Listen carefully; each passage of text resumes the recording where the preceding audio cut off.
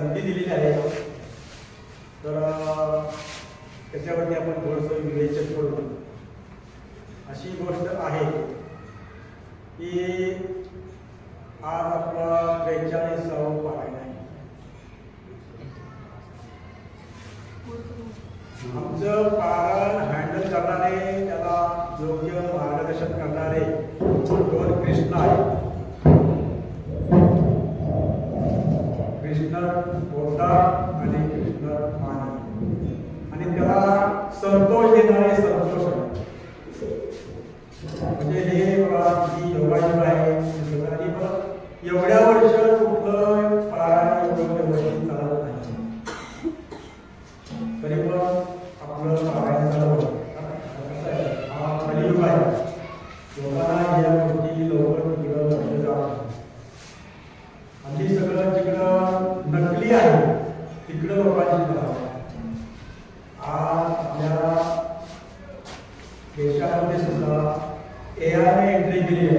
AI म्हणजे कृत्रिम बुद्धिमत्ता. तर हे याच्यामुळं लोकांचं हे खरंच त्याचं वास्तविक ज्ञान काय असेल, तर हे भगवद्गीतेचं ज्ञान हे वास्तविक ज्ञान. त्याच्यामध्ये कुठलं पाखंड नाही, पाखंडाला याच्यामध्ये वावच नाही. हा सूर्य आणि हा आहे. मी जे बघा तर त्याच्यामध्ये चुकीचं किंवा गोंधळ असा कुठला शब्द सुद्धा नाही. आणि याचा मी खरोखर जे आपण पारायण करतो याच्यावरती म्हणजे आपण चांगलं विवेचन झालं पाहिजे. याच्यावरती लोकांना व्यवस्थित माहिती मिळाली पाहिजे. पण ती आपण कसं पारायणामध्ये 7 दिवसामध्ये पूर्ण ज्ञानेश्वरी वाचायची, त्यामध्ये गडबड ते आपल्याला पूर्ण करावं. पण ह्याच्यामध्ये जे ज्ञान आहे बरोबर व्यवहार ज्ञान आहे. हे असं तुमचं कुठं म्हणजे गोष्टी किंवा असल्या गोष्टी नाही, म्हणजे त्याच्यावरती तुम्ही विश्वास ठेवावा अशा गोष्टी आहेत. हे सत्य निखळ ज्ञान आणि तुमच्या व्यवहारात उपयोगी पडणार आहे. तर प्रवचनाला कसं आमच्या भगिनीमुळे झालेले, बाकीचे पण भरपूर होते, आज कमी आले. मला ठीक आहे काय नाही. आता आपल्याला कसं थोडंसं नाटक पाठवायचं. आता काय आपलं थोडंसं वयोमानाप्रमाणे थोडीशी स्मरणशक्ती थोडी परिणाम होतो. चला आपण आपलीच माणसं आहेत, आपल्या माणसाने आपण बोलायला काय हरकत आहे. आणि आपण हसत खेळत आपण बोललं पाहिजे, लोकांना कळलं पाहिजे त्याच्यामध्ये काय आहे ते ज्ञान झालं पाहिजे. ज्ञान म्हणजे काय? प्रकाश. प्रकाशामध्ये तुम्हाला सगळ्या गोष्टी स्वच्छ शुद्ध दिसतात. तिथं माणूस अडकत नाही, धडकत नाही, उभी नाही, व्यवस्थित सगळं दिसतं. अंधारासाठी दिसत नाही, अंधारामध्ये चापडाला तर ही अशी गोष्ट आहे. आता मी सुरुवात करतो आहे.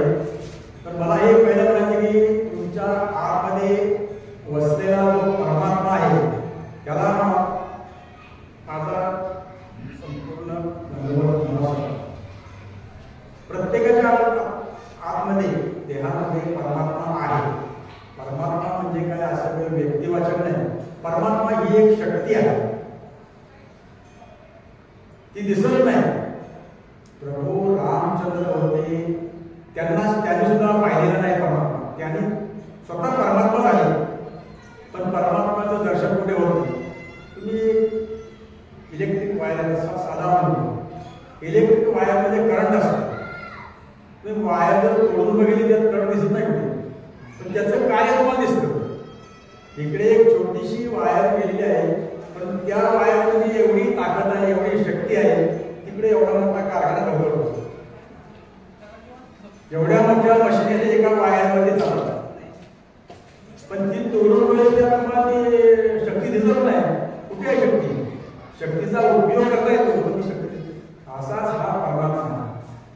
परमात्म्याला जाणायचं असेल बघता येत नाही परमात्मा. प्रभू रामचंद्र आपण भगवान म्हणतो, ते भगवत्ता त्यांनी मिळवली. त्यांच्यामध्ये ती शक्ती अवतरण झाली. प्रभू रामचंद्र गेला किंवा श्रीकृष्ण भगवान. श्रीकृष्ण भगवान एक साक्षी भगवान. त्यांची कुठली साधना नाही. श्रीकृष्ण भगवंतांनी कुठे तपश्चर्या केली नाही.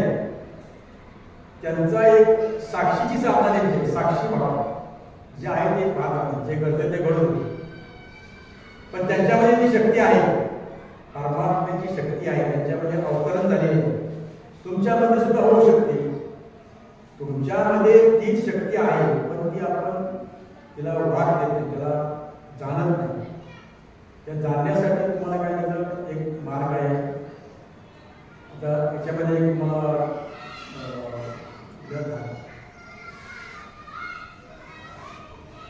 आपल्याकडे 9व्या अध्यायामध्ये की ती शक्ती अशी आहे की काळो अस्मी, म्हणजे मीच काळ आहे. श्रीकृष्ण भगवान काय सांगतात की तो अर्जुन लढायला तयार नाही. तो म्हणतो की माझेच भावबंधिक आहे, माझेच गुरु आहे, भीष्माचार्य आहे, द्रोणाचार्य आहे, मोठे मोठे जे उच्च लोक आहेत, लढायला माझे लोक, त्यांना मी कसा मारू. तर श्रीकृष्ण भगवान बोलतात तू त्याची काळजी करू नको, तू लढ. असं आपल्या कुठल्याही धर्मामध्ये किंवा कुठल्या सांगितलं नाही की लढ म्हणून. उलटी अहिंसा परमधर्म असा बाकीच्या धर्मामध्ये आहे, पण आपल्या धर्मामध्ये निखळ जे काय म्हणतात पाखंड नाही, ऊठ शस्त्र घे, लढ, तू निमित्त मात्र हो. हे तर अगोदर सगळे मेलेले आहेत, हे तुला दिसलेच असेल, पण त्यांना मी अगोदरच मारलं आहे. ज्यांनी चुकीच्या पक्षाचा साथ दिली, ते भले मोठे तुझे गुरु असू देत, ते भीष्माचार्य असू देत, त्याचा द्रोणी असू देत, त्यांनी तुम्ही चुकीच्या पक्षाला म्हणजे प्रवाहाच्या विरुद्ध वागले आणि तू प्रवाहाच्या बरोबर व्हा. हे सगळे अगोदर मी मारलेलेच आहे.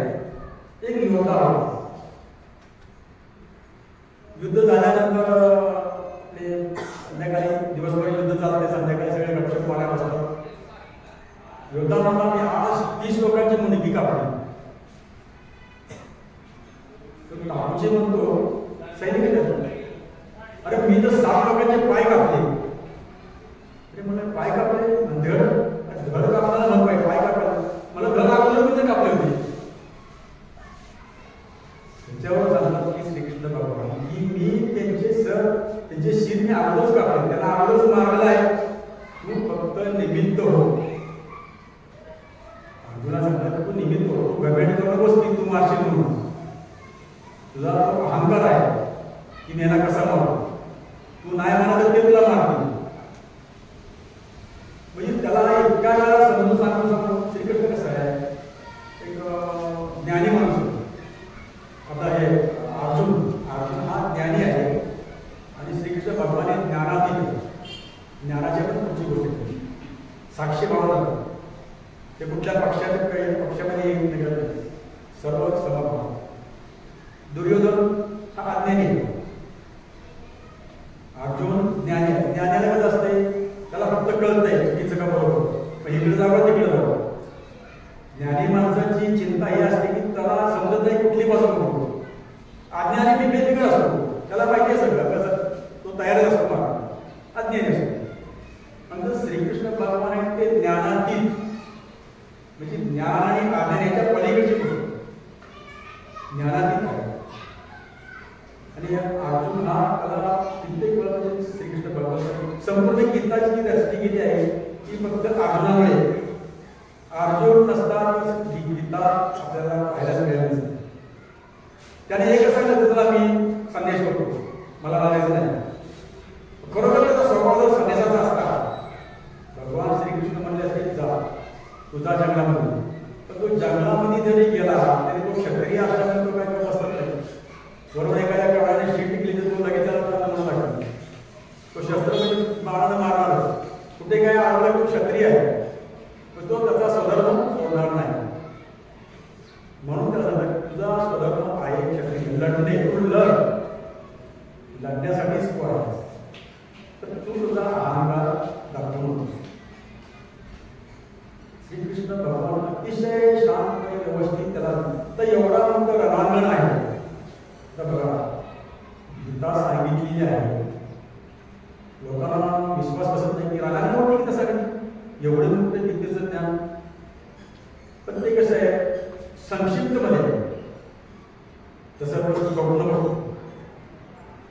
तुम्हाला सगळ्याला स्वप्न पडतात की नाही? तर स्वप्नामध्ये आपण 3 मिनिटात डुलकी लागली तरी आपण 40 वर्षात स्वप्न बघतो तेवढ्या 3 मिनिटामध्ये. म्हणजे तुम्ही जेव्हा लग्न होतं परत सगळं 3 मिनिटाच्या डुलकीमध्ये, म्हणजे हा टाइम किती आहे, टाइमिंग बोलून आहे 3 मिनिटात एवढं. याच्याप्रमाणे ते भगवान श्रीकृष्णाने जी सांगितली गीता ती संक्षिप्तमध्ये सांगितली. तर हे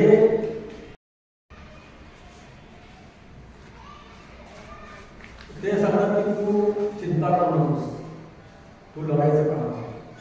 आणि त्याच्यामुळे हे सगळे आंदोलन मारलेलेच आहे.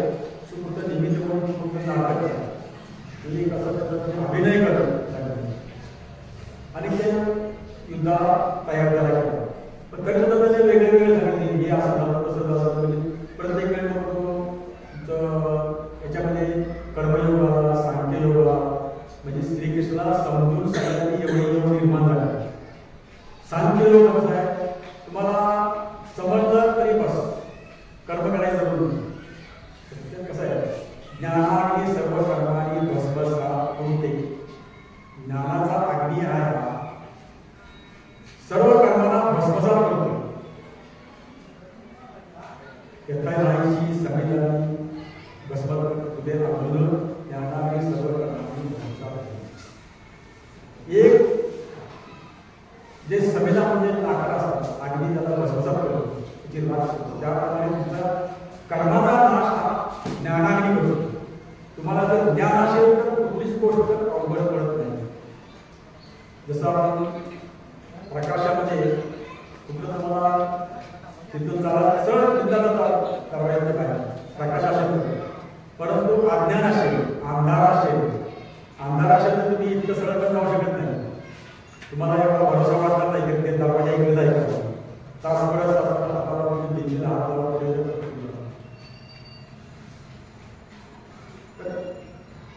तुम्ही संध्याकाळी किंवा रात्रीच्या वेळेला ज्ञानाग्नी सर्व कर्मांनी भस्मसात होते. हे कसं, तर हा जो ज्ञानाग्नी समजा रात्रीच्या वेळेला ते बाहेर फिरायला निघाला, म्हणजे काय कामाने निघाला. आणि काय पहिल्या शहरात आपल्याला भूत किती दिसायची, कुठे दिसतं काय आरोप बसत नाही, त्या अंधारामध्ये भूत आहे. तर कधी कधी असं की खाली एखादी रस्सी पडलेली असते आणि त्याच्यामध्ये तुम्हाला साप दिसतो. आता तिथं साप खरोखर साप आहे का, रस्सी पडेल, पण रस्सीच्या त्याच्यामध्ये साप दिसल्यामुळे तो घाबरला होतो. त्याला खरोखर हा साप कसा अज्ञान आहे काय, रस्सी समजला काय, साप अज्ञान, अंधारामध्ये साप दिसतो, प्रकाशात तर रस्सी दिसते. तर तो साप पळस होता गावात पडत आणि मला साप साप साप. तर अशी गोष्ट आहे, एक जण म्हणतो की साप साप म्हणतो एवढा साप आहे, तर पुढे पुढे वाढला ते साप मोठा पडत होतो. तर ते जण वाढवून सांगतो, सगळे परच्या पुराणी सगळे घेऊन आले, कुठे सापाटी गेला, सगळे आपण घाबरत आहेत, मोठा साप आहे जवळ जायला. परत बराच वेळ तू पुढे जा, मी पुढे जा असं झालंय. तेवढं एक वयस्कर माणूस तिकडे कंदिली गेलो. कंदिल म्हणजे तो कंदिली गेलो, तो काय कल्पना आहे, एवढे तो परचे घेऊन मोठा साप आहे पुढे बघा, आमदार जवळ येते ना, पुढे जाऊन गेले तर फक्त रस्सी. आता ह्या अज्ञानामुळे कल्पना किती वाढली. ज्ञानाग्नी सर्व कर्मांनी भस्मसात होते.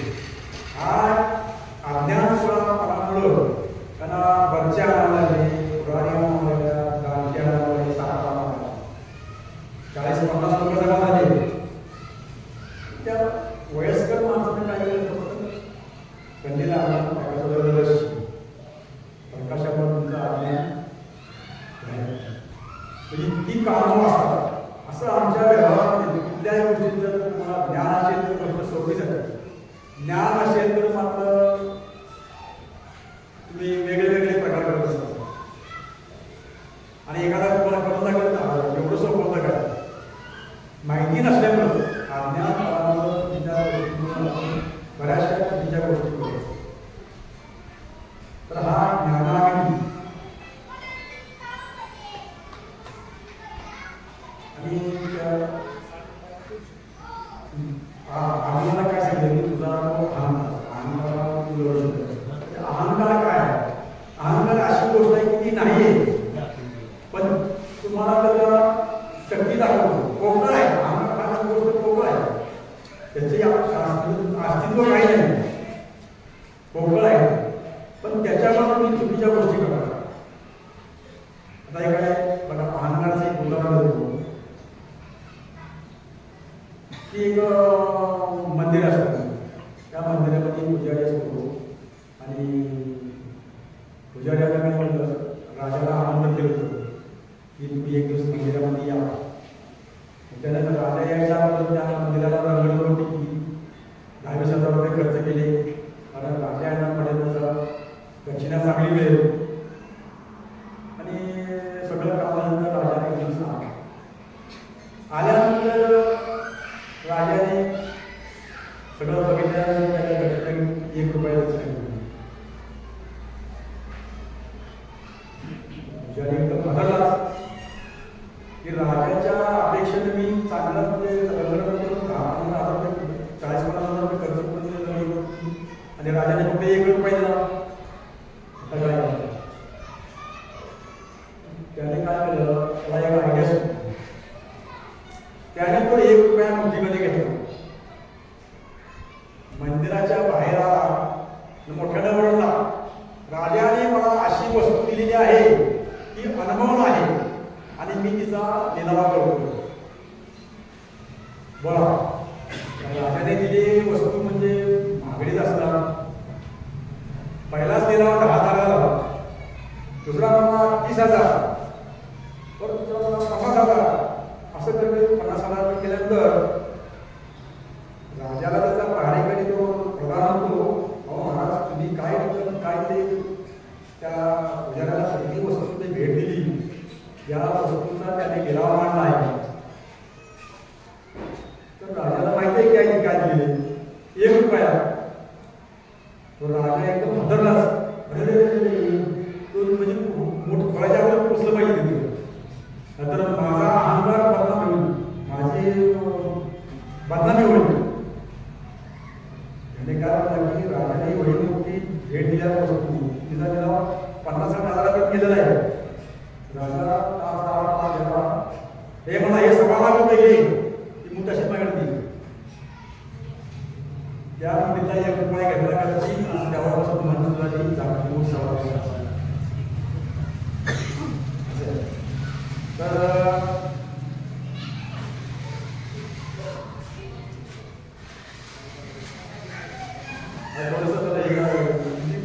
लिंक घ्यायला पाहिजे.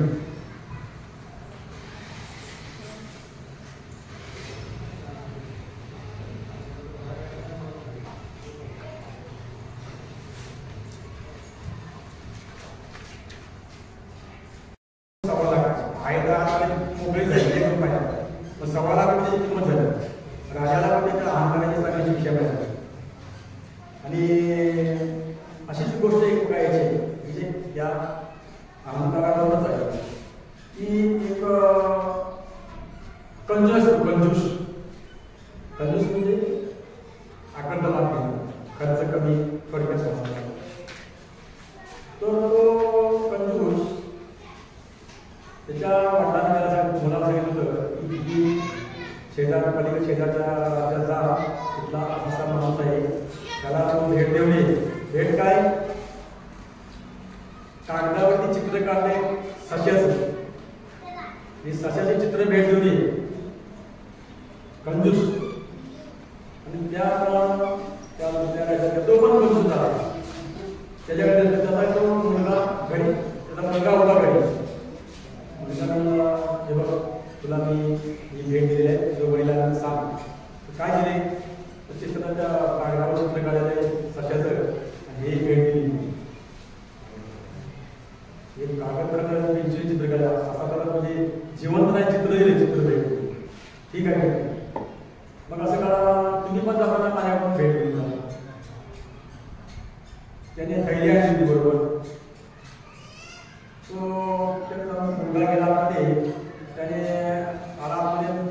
शिकायला काढतात त्या पिशवीमध्ये मोकळा टाका, हे 2 आंबे घ्या, 2 आंबे त्याला कंजूस, हा कंजूस. कमीत कमी त्याने चित्र तरी दिलं, भेट दिलं, काही याने मोकळे झाड दिले. चाटच पडला, मी चित्र दिलं कमीत कमी तू तर मला 2 आंब्याच्या कोणत्या आकार करून दिले का 2 आंबे दिले, ते पण जास्त नाही, 2च दिले. संध्याकाळी त्याचा भाव आला, मला काय मला शेजारच्या मुलगा आला आणि त्याने मला भेट दिली सस्याचे चित्र. मग तू काय दिलं? मी आंबे दिले. तर तू असं मला मला माझा वाट लावशील माझी, एकच आंबा दिला तू 2-2 आंबे कशाला दिले? महागंजूस. पण इथे सुद्धा तुमच्या अहंकार सगळ्या बाजूने तयार असतो. बेकारीमध्ये पण अहंकार दाखवला जातो आणि श्रीमंतीमध्ये पण अहंकार दाखवला जातो. अहंकार तुम्हाला सजवतो, तुम्हाला चारी बाजूला अहंकार तयार असतो, पण जो सावध आहे तो त्याच्याकडून अलिप्त राहतो. आणि त्याच्यानंतर तुम्हाला एक गोष्ट सांगतो अशी, ती पण अहंकाराची एक मला वाल्याकोळीची गोष्ट माहिती असेल, प्रत्येक सर्वांना माहिती असते वाल्याकोळीची गोष्ट. वाल्याकोळी काय असतो? तो जंगलामध्ये किंवा रस्त्यावरती तिथं वाटपाचा धंदा करतो. म्हणजे रस्त्याने कोणी येईल त्याला लुटायचं अहंकारायचे असे पर्यंत. तर त्याने ते असे इतके लोक मारले की समजा तसे 7 रांधून सोडले. आणि नंतर एक दिवस काय झालं, त्याच रस्त्याने नारदमुनी आले. नारदमुनी आल्यानंतर म्हणजे ठीक आहे, तुला मला मारायलाच मार, पण एक तुला गोष्ट विचारतो की तू हे जे लुटमारीचं पापाकृत्य करतो आहेस, त्या पापामध्ये तुझे घरचे बायको मुलं वाटेकरी होतील. तर म्हणा मी ते कसं सांगू? अगोदर घरी जाऊन विचारली तुझ्या बापाच्या जगाचे वाटेकरी होते का नाही.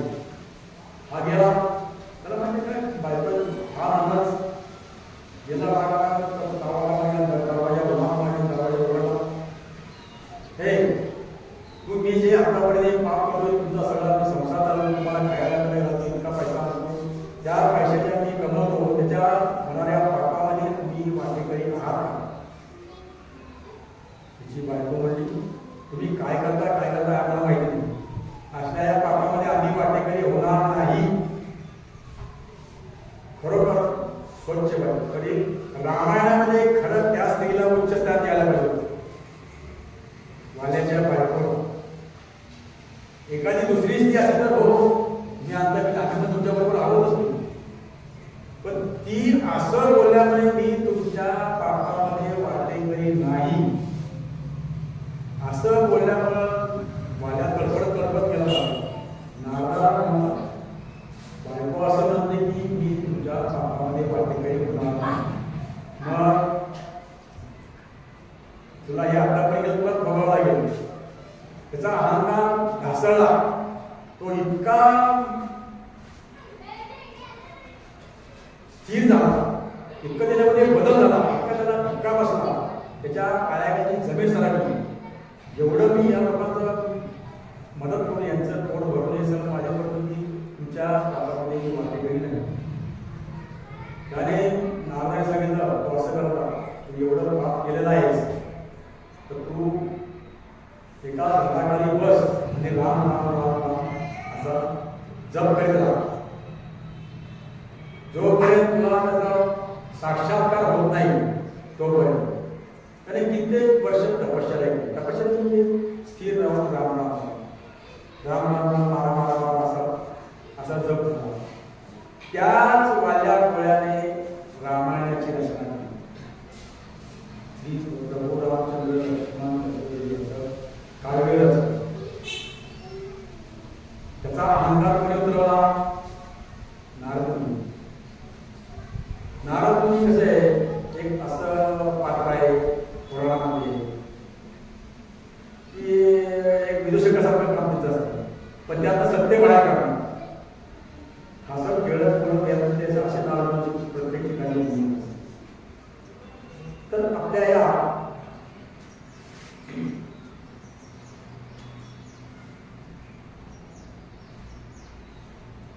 पुढची गोष्ट आम्हाला सांगायची की